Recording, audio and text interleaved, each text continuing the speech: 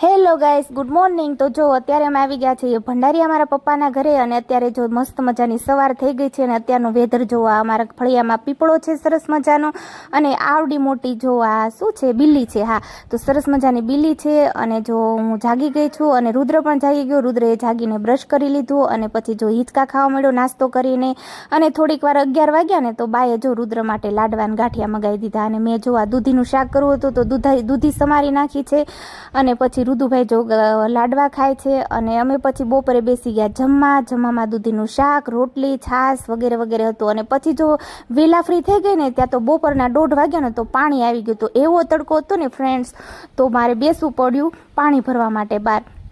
પછી કાંઈ નહીં 4 વાગ્યા ને તો મને ભૂખ લાગી ગઈ તો જો આવું કંઈક નાસ્તો હતો એ કરી લીધો। પછી 6-7 વાગ્યા ને ત્યાં બાએ કેન્ડી મગાવી દીધી સરસ મજાની। અમે બધા કેન્ડી ખાતા હતા, હું રુદ્ર અને મારી સિસ્ટર આવવાની હતી ને તો રાત થઈને 8 વાગ્યા ને તો ભાઈ ને ભાભી ને સિસ્ટર પાયુ ને બધા અહીંયા પહોંચી ગયા અને જો જમવાનું લઈને આવ્યા હતા પૂરી બટાકાનું શાક અને અમે બધાએ જમ્યા અને જો રુદુ ને કર્મદીપ બે મોજ કરે છે, ફળિયામાં રમતા હતા।